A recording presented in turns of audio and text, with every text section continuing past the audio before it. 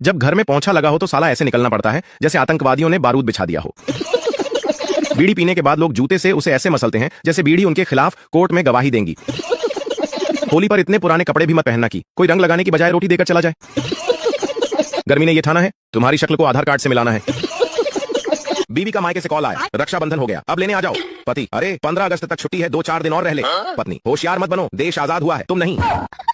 भारत एक ऐसा देश है जहां लोग लड़ाई से पहले बोलते हैं तू हाथ लगा के दिखा, और लड़ाई के बाद बोलते हैं तूने हाथ कैसे लगाया। संसार में एक से बढ़कर एक आविष्कार हुए, लेकिन पत्नी के सामने पति की दाल गल जाए ऐसे कुकर का आविष्कार अभी तक नहीं हुआ। पति पत्नी के बीच लड़ाई हुई, पत्नी बाजार जाके जहर लाई और खा लिया, लेकिन वो मरी नहीं, बीमार हो गई। पति गुस्से से बोला 100 बार कहां है चीजें देखकर खरीदा करो। पैसे भी गए, काम भी नहीं हुआ। एक समय था जब मोबाइल गिर जाता था तो बैटरी बाहर आ जाती थी, और अब मोबाइल गिर जाए तो कलेजा बाहर आ जाता है। कल रात पीने के बाद तो हद ही हो गई यारों।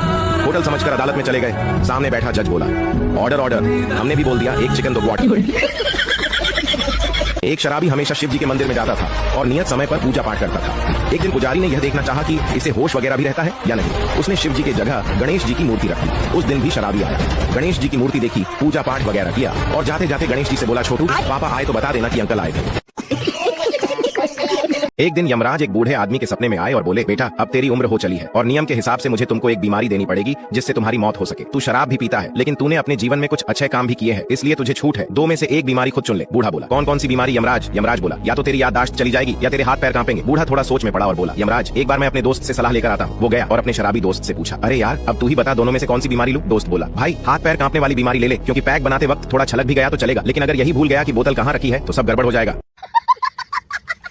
एक बार टीचर सभी बच्चों को रिपोर्ट कार्ड देकर बोले बच्चों कल तुम्हें अपने अपने रिपोर्ट कार्ड पर अपने पापा के साइन करवाकर लाने हैं। तभी टिंकू खड़ा हुआ और टीचर से बोला सर क्या रिपोर्ट कार्ड पर पापा के साइन करवाने जरूरी हैं? टीचर टिंकू से बोला टिंकू मुझे पता है तुम क्यों पूछ रहे हो, क्योंकि पूरी क्लास में सबसे कम नंबर तुम्हारे ही आए हैं। तुम्हारे 100 में से सिर्फ 10 नंबर आए हैं, इसीलिए तुम सोच रहे हो कि तुम्हारे नंबरों के बारे में तुम्हारे पापा को पता न लगे, लेकिन तुम्हें साइन करवा कर लाने होंगे। टिंकू बेचारा उदास हो गया और घर पर आकर अपने पापा के पास अपना रिपोर्ट कार्ड लेकर चला गया। टिंकू के पापा ने टिंकू के रिपोर्ट कार्ड को देखकर टिंकू को बहुत डांटा और टिंकू से कहने लगा टिंकू कभी तो अच्छे नंबर लेकर आया करो, हमेशा मेरी नाक कटवाते रहते हो। और फिर टिंकू के पापा ने टिंकू के रिपोर्ट कार्ड पर अंगूठा लगा दिया। टिंकू अपने पापा से बोला पापा आप तो इंजीनियर हो, बहुत पढ़े लिखे हो, आप अंगूठा क्यों लगा रहे हो? आपको तो साइन करने थे। टिंकू का पापा टिंकू से बोला हरामखोर तेरे नंबर देखकर तेरे टीचर को पता नहीं लगना चाहिए कि तेरे पापा पढ़े लिखे हैं।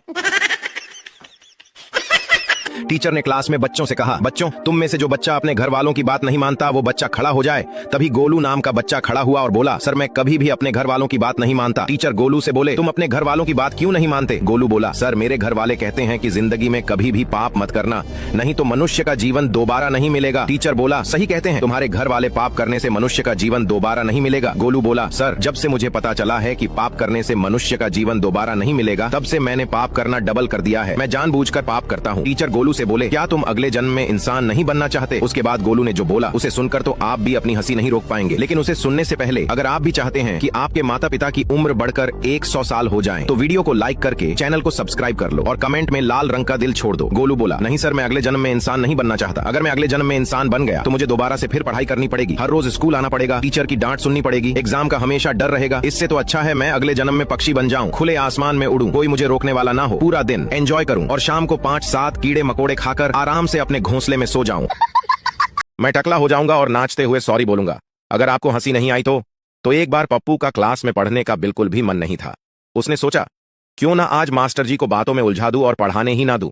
पप्पू ने मास्टर जी से बोला सर आप गलत हो और मुझे आपसे एक बहुत बड़ी शिकायत है। पूरी क्लास हैरान हो गई। मास्टर जी थोड़ा मुस्कुराए और फिर पप्पू से बोला बताओ पप्पू बेटा तुम्हें क्या शिकायत है मुझसे?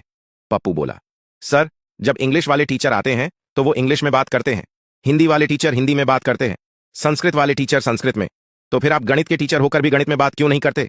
सभी बच्चे हंसने लग गए, लेकिन फिर मास्टर जी ने जो जवाब दिया वो सुनकर तो पूरी क्लास मिलकर मास्टर जी की तारीफ करने लगे। लेकिन वो सुनने से पहले दोस्तों अगर आप भी अपनी मम्मी से दिल से प्यार करते हो और उनकी लंबी उम्र चाहते हो तो वीडियो को लाइक, चैनल को सब्सक्राइब करके कमेंट में अपनी प्यारी मम्मी के लिए एक रेड हार्ट जरूर भेज कर जाना। 3, 2, 1 तो मास्टर जी पप्पू से बोले ज्यादा 3-5 मत कर, फौरन 9-2-11 हो जा, वरना अगर 3-4 मार दी तो मुंह के 4 चांद लग जाएंगे।